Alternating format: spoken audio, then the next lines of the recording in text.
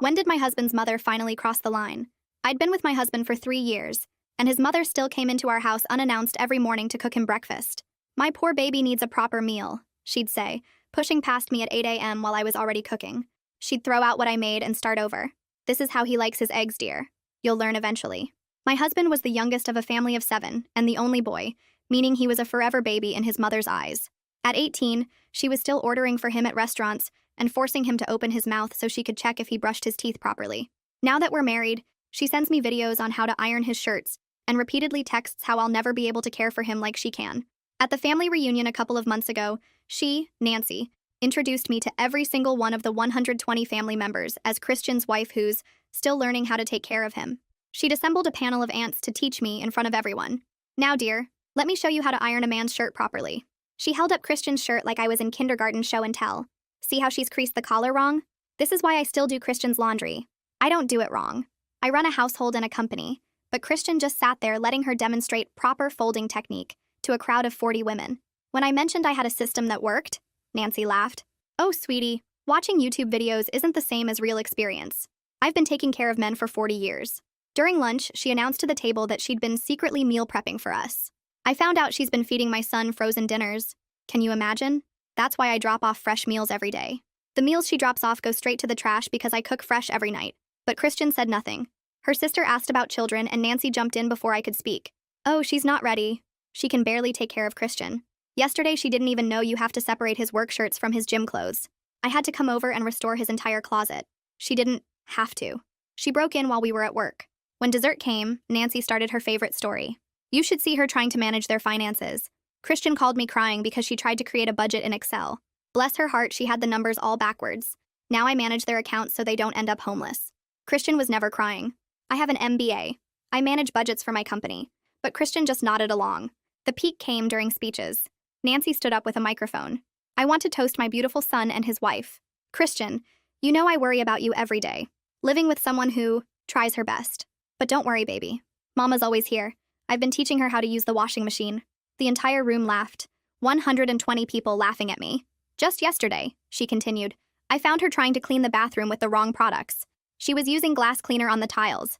This is why I have to check on them every morning. Someone has to make sure my baby is taken care of properly. My husband's cousin leaned over. You're so lucky Nancy helps you. Most of us had to figure it out alone.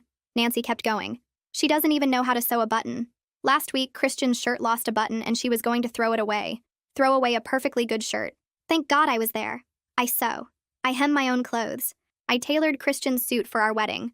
But Christian just smiled at his mother like she was saving our marriage. When catering came to clear plates, Nancy grabbed my arm. Watch how they do this, dear. Maybe you'll learn proper presentation. I keep telling Christian he should have married someone who went to finishing school, but we work with what we have. That's when the catering manager approached our table looking directly at me. Miss Clark? I'm sorry to interrupt, but could I speak with you briefly about Monday's event? Nancy laughed. Oh, honey, you're confused. She doesn't work. She's just a housewife and barely managing that. The manager looked confused. This is definitely Miss Clark. She's our biggest corporate client. She organizes catering for her company's events every week. Nancy's face went red. That's impossible. She can't even cook eggs properly. Ma'am, she runs Clark Industries. The marketing firm? They have 50 employees. She personally selects our menus for all their client meetings. He turned to me. The $40,000 contract for next quarter. Do you want the seasonal menu or should we stick with the classic options? I turned to stare at my mother-in-law. Christian! She yelled.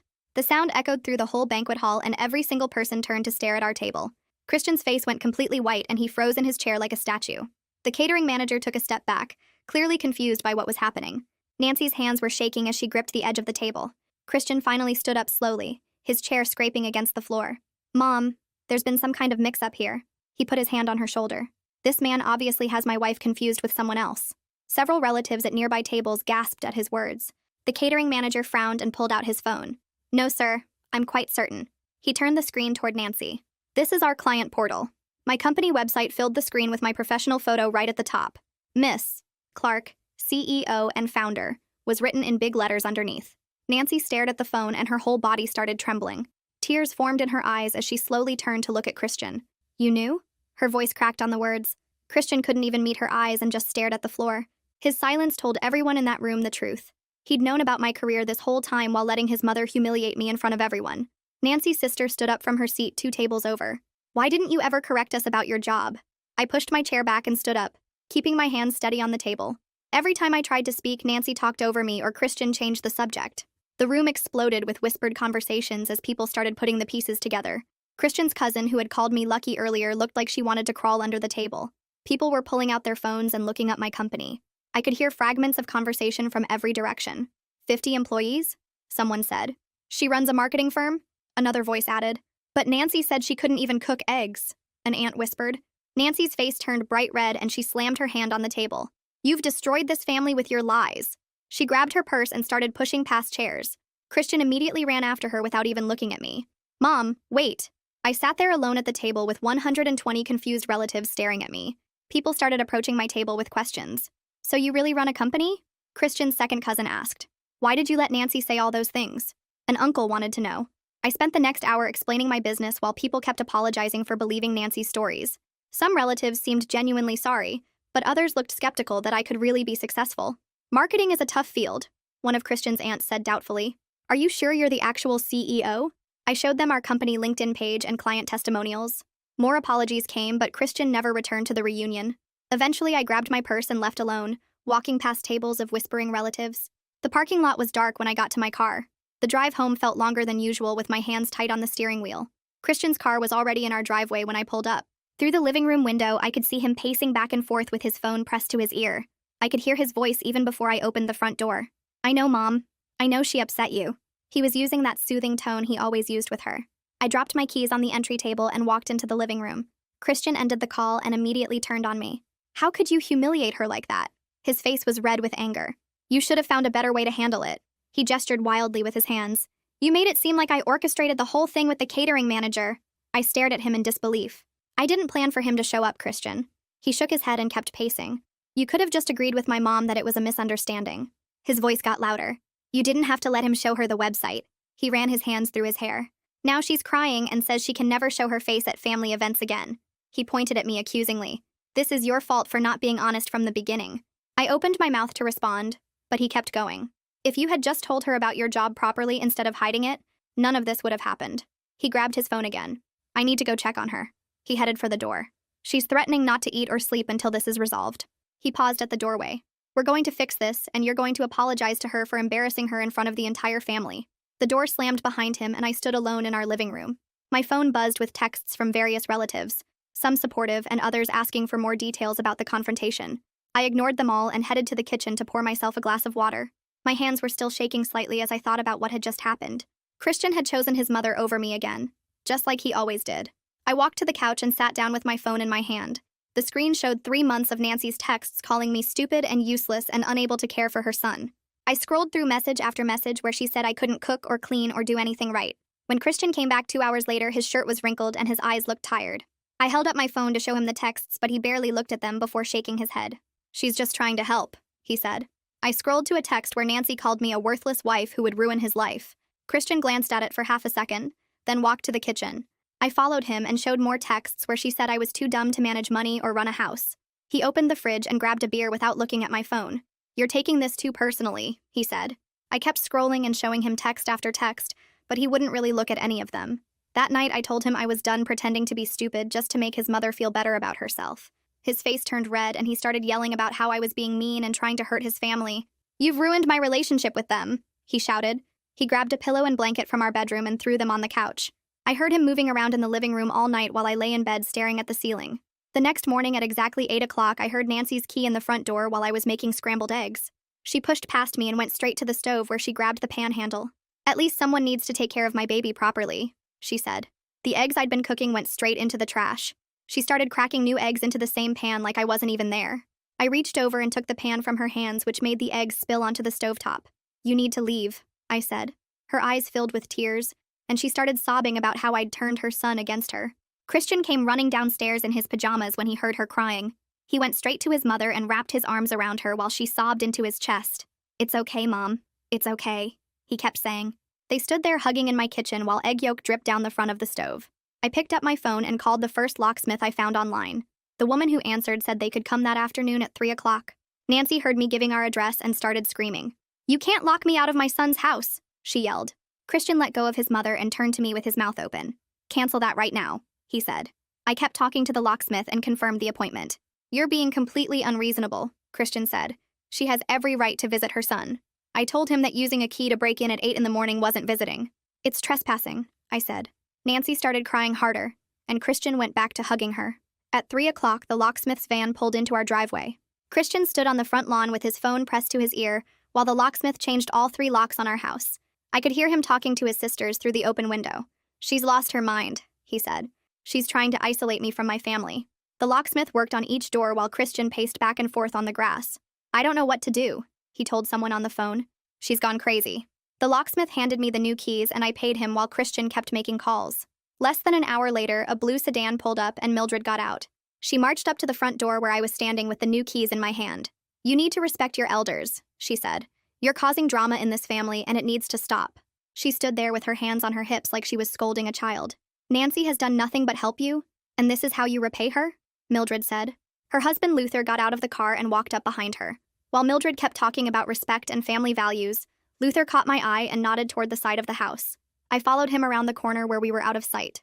I get why you snapped, he said quietly. He looked back toward where Mildred was still standing at the front door. Nancy's been controlling these kids their whole lives, he said. Nobody ever stands up to her because they're all scared of her. He shook his head and looked tired. Christian's got it the worst since he's the baby and the only boy, Luther said. We walked back around to the front where Nancy had shown up and was sitting on the porch steps. She had her hand on her chest and was breathing heavy. My heart, she said. The stress is making my heart act up. Christian ran over to her and knelt down. We need to get you to the hospital, he said. Luther walked over and put his fingers on Nancy's wrist to check her pulse. He looked at her eyes and felt her forehead. Your pulse is normal, he said. You're not having heart problems. Nancy glared at him, but he just shrugged. I'm a nurse, he said. I know what a heart problem looks like, and this isn't it. Nancy pushed herself up from the steps and walked to her car without saying another word to any of us. Christian followed her to the driveway and they talked for 10 minutes while I stood on the porch with Mildred and Luther. Mildred kept shaking her head and muttering about respect, while Luther just watched his brother-in-law comfort Nancy through her car window. After Nancy drove away, Christian came back to the house and walked past all of us without speaking. I heard him slam the bedroom door upstairs while Mildred told me I needed to fix this mess before it destroyed the family. Luther pulled her toward their car and they left without saying goodbye. That evening, I sat at my laptop searching for family therapists, while Christian stayed locked in the bedroom. I found dozens of options, but one stood out because of her specialty in something called enmeshment issues. Adelaide Grimes had 20 years of experience, and her website talked about adult children who couldn't separate from their parents. I filled out the online form to request an appointment and put both our names down, even though Christian hadn't agreed to anything yet. The confirmation email came back within an hour, saying she had an opening in 3 days. I knocked on the bedroom door and told Christian through the wood that I'd made us a therapy appointment. He opened the door and stared at me for a long moment before surprising me completely. Fine, he said, but only so the therapist can explain to you how wrong you're being about my mother. He actually seemed happy about it, like he was sure any professional would take his side. She'll see that mom is just trying to help and you're the one causing problems, he said before closing the door again. The next morning at work, I went straight to my HR director's office and asked her to document everything about Nancy. I explained about the reunion and the morning break-ins and how she might try to interfere with my business. My HR director took notes and said she'd create a file immediately. Then I called down to security and gave them Nancy's description and license plate number. Under no circumstances is she allowed in this building, I told them. The security guard said they'd add her to the restricted list and alert all shifts. That afternoon, my phone buzzed with notifications from a group text Nancy had sent to 40 female relatives. She'd attached a photo from 2 months ago showing towels in our linen closet that weren't folded exactly the way she preferred. This is why I worry about my son's well-being, she'd written under the photo. The responses started coming immediately with laughing emojis and comments about how Nancy was such a good mother for caring so much. But then my phone started getting private messages from 3 different cousins and one of Christian's aunts. They all said basically the same thing about how Nancy had always been too involved, but nobody wanted to say anything because she got so upset. One cousin wrote that she'd been waiting years for someone to stand up to Nancy. 3 days later, Christian and I sat in Adelaide Grimes' waiting room in complete silence. He kept checking his phone and sighing loudly every few minutes. When Adelaide called us in, Christian walked ahead of me and sat down with his arms crossed. Adelaide asked us to explain why we were there, and Christian immediately launched into a speech about how I was trying to destroy his relationship with his mother. Adelaide listened without interrupting for 5 whole minutes while Christian talked about all the ways Nancy helped us. Then she asked me for my perspective, and I told her about the morning invasions and the public humiliation and the constant criticism. Christian kept trying to interrupt, but Adelaide held up her hand to stop him. Christian, what I'm hearing sounds like emotional incest, she said calmly. His face turned red and he stood up so fast his chair tipped backward. That's disgusting, he yelled. How dare you say something like that about my mother? He stormed out of the office and slammed the door so hard a picture fell off the wall. Adelaide picked up the picture and rehung it while I sat there not knowing what to do. Would you like to continue? She asked. I nodded and spent the next 40 minutes telling her everything while she took notes. She explained that enmeshment happens when parents can't let their children become independent adults.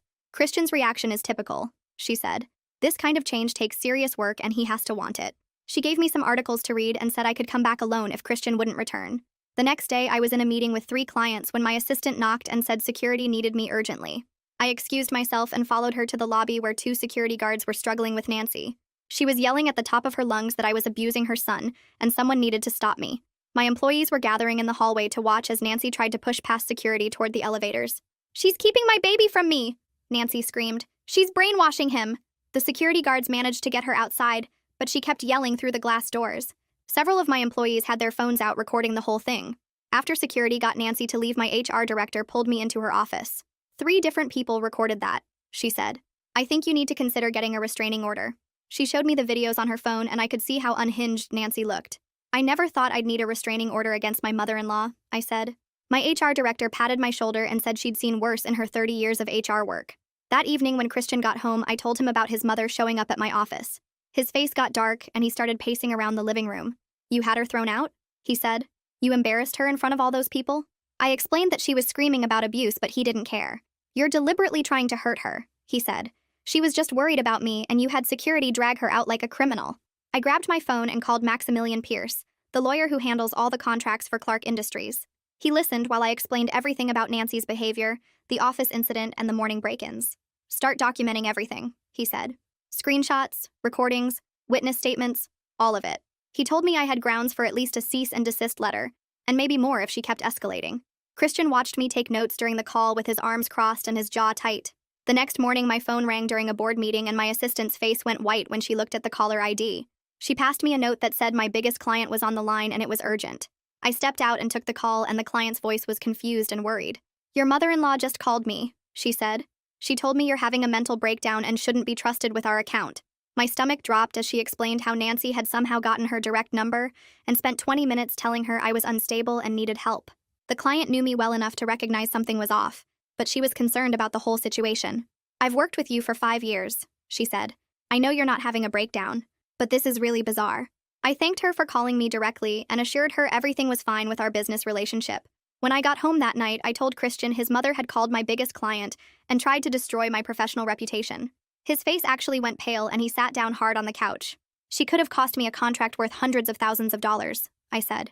He opened his mouth to defend her like always, but then closed it again without saying anything. For the first time since this whole mess started, he looked genuinely shaken by what his mother had done. 3 days later, Adelaide Grimes called Christian directly and somehow convinced him to come back for another therapy session. I don't know what she said, but he agreed to try again. This time when we sat down in her office, he didn't cross his arms or act defensive. He actually stayed for the entire hour and listened while Adelaide explained enmeshment patterns and how parents sometimes can't let their children become independent adults. She used examples from other families, and Christian started nodding along like he was finally understanding something. About halfway through the session, Adelaide asked him directly about the reunion. How did you feel when your mother was describing your wife as incompetent to your entire family? Christian shifted in his chair and looked at the floor. It was wrong, he said quietly. She shouldn't have done that. It was the first time he'd ever admitted his mother had done anything wrong. Adelaide didn't push too hard, but I could see her making notes about his response. That night, Nancy found out Christian was back in therapy because one of his sisters saw our car at Adelaide's office. At 2 a.m, we woke up to pounding on our front door and Nancy screaming Christian's name. She was sobbing and yelling that I was poisoning him against her. Christian got up to answer the door, but I grabbed his arm and shook my head.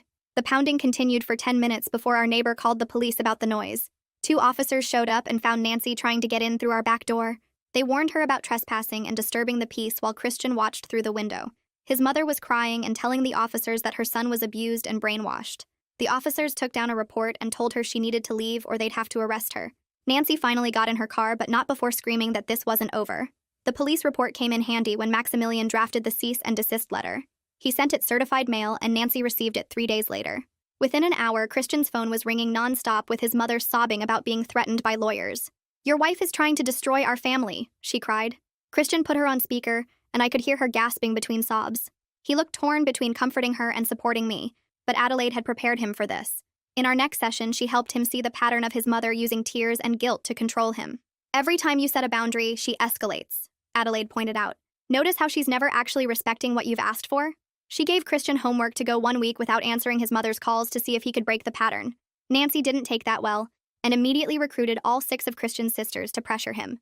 Our phone rang constantly with different siblings calling to say he was breaking their mother's heart. Mildred was the worst, leaving voicemails calling me a homewrecker who was destroying their family. You've turned him against his own mother, she said in one message. What kind of wife does that? The calls kept coming at all hours until we had to turn off our phones at night. Christian's sisters took turns texting him photos of their mother crying and messages about how sick she was making herself with worry. Then something unexpected happened when Luther Schultz called Christian directly. Your mother created this situation, he said loud enough that I could hear from across the room. She refused to let you grow up, and now she's facing the consequences of her own behavior. Mildred grabbed the phone from her husband and started yelling at him, but Luther took it back. I'm tired of watching this circus, he said. Nancy needs to accept that her son is a grown man with his own family now. The next morning at 3 a.m., I woke up to scratching sounds at our front door and grabbed my phone to check the Ring doorbell camera we'd installed last week. Nancy was jamming her old key into the lock over and over while muttering to herself about saving her baby from me. The key didn't work because we'd changed the locks, but she kept trying for 5 whole minutes before walking around to every window on the ground floor. She pushed at each one and even tried using a garden tool to pry open the bathroom window, while I recorded everything on my phone. Christian sat up in bed and watched the footage with his mouth hanging open as his mother climbed onto our porch furniture to reach a second-floor window. The security company arrived within 20 minutes after I called them about an active break-in, and found Nancy still trying to get inside through the garage side door. They installed motion cameras on every corner of the house that same night, while Nancy sat in her car across the street watching and crying. Christian couldn't say anything to defend her after seeing the footage of his mother trying to break into our home like a burglar at 3 in the morning. He spent the rest of the night staring at his phone and typing out messages to her that he kept deleting until finally sending a short text at 6 a.m. Nancy's response came instantly as paragraph after paragraph filled his screen about how I'd poisoned him against her and stolen her baby boy. Christian showed me the messages where she called me every name imaginable and said I was abusing him by keeping him from his real family. 20 paragraphs of pure rage arrived over the next hour, with accusations that I was controlling him and had probably drugged him to make him act this way. At work that morning, my assistant knocked on my office door and said she'd been screening calls from a woman claiming to be my mother-in-law who kept demanding to speak to me. My whole team had witnessed Nancy's meltdown when security removed her from our building, and now they were protective of me in ways I hadn't expected. 3 employees offered to write statements about what they'd seen if I needed them for legal reasons, and my HR director kept detailed records of every call. The receptionist started a log of Nancy's attempts to get past the front desk, using different fake names and reasons for visiting. My assistant even changed our meeting schedule so Nancy couldn't predict when I'd be arriving or leaving the building. 2 weeks passed with daily harassment until Nancy tried her most dramatic move yet, by collapsing on our front lawn one evening as we pulled into the driveway. She was lying on the grass, clutching her chest and moaning about chest pains when we got out of the car. Christian pulled out his phone and called 911 for an ambulance but didn't run to help her, which surprised both me and Nancy, who kept peeking to see if he was coming. The paramedics arrived quickly and checked her vitals while she insisted Christian needed to ride with her to the hospital because she might be dying. One of the paramedics pulled us aside after examining her and quietly mentioned this was the 3rd time this month they'd been called for Nancy, having these exact same symptoms. They found nothing wrong with her heart rate or blood pressure, but suggested she might benefit from talking to someone about anxiety or other issues. Nancy heard this and started screaming at them about being incompetent and not knowing a real emergency when they saw one. Adelaide brought up the idea of a joint therapy session at our next appointment, but said Nancy would need to agree to ground rules first. I called Nancy that afternoon to suggest it, and she laughed before saying she wasn't going to be ganged up on by her son's manipulative wife and a quack therapist. She went on a 10-minute rant about how therapy was for weak people, and she'd raised 7 children without needing some stranger to tell her how to live. Christian made the hardest decision of his life that week by telling his mother he needed 30 days of no contact to focus on our marriage. Nancy's reaction was immediate with voicemails that started sad and worried, but grew more hostile with each message Adelaide said was typical for this situation. The family exploded into different camps with 3 of his sisters supporting Nancy, while the other 3 admitted she'd always been too controlling. Luther became our strongest supporter by calling Christian directly to share stories about Nancy's behavior when his father was still alive. He told us about times Nancy would show up at his father's work to check on him or follow him to make sure he wasn't talking to other women. Luther had watched this pattern for 40 years and said Nancy's mother-in-law had treated her the exact same way, which explained where it came from.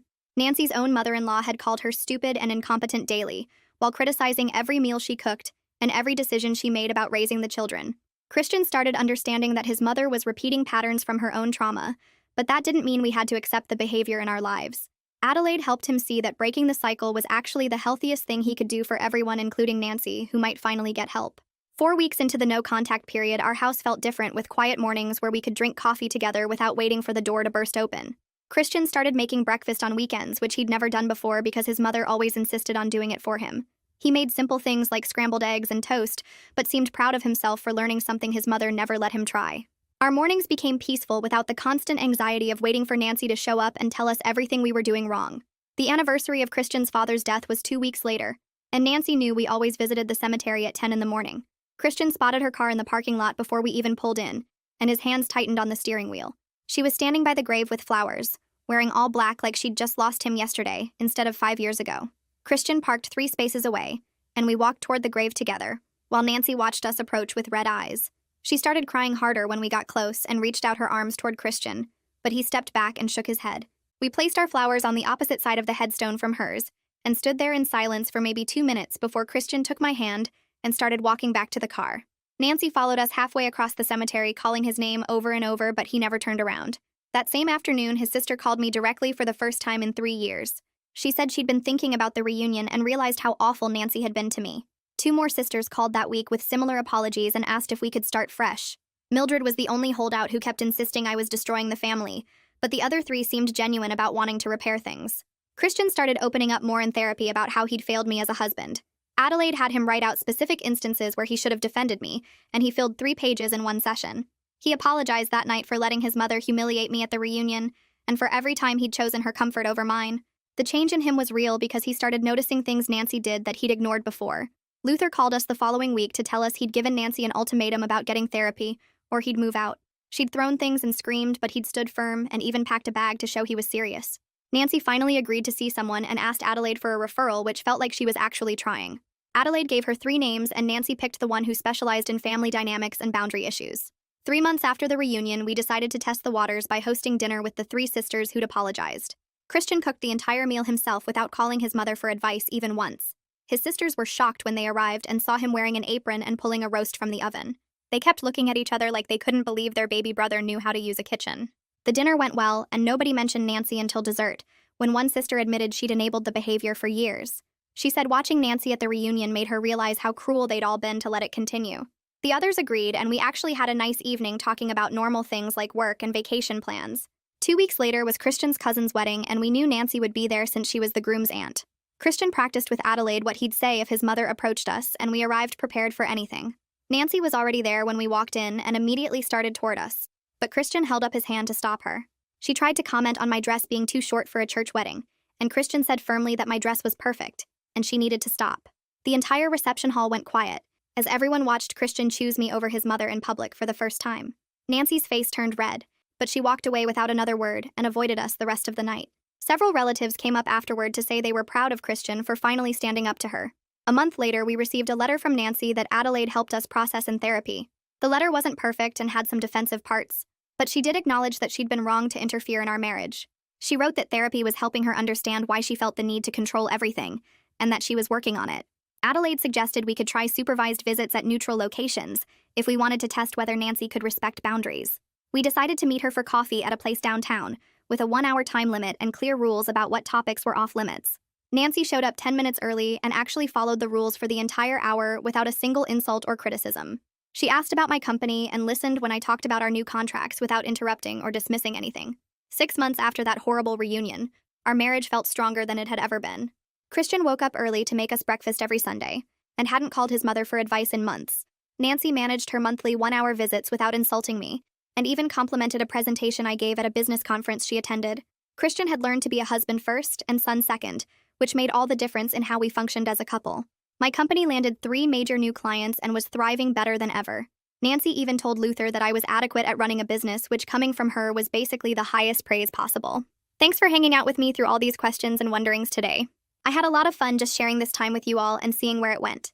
If you made it to the end, drop a comment. I love reading all your comments.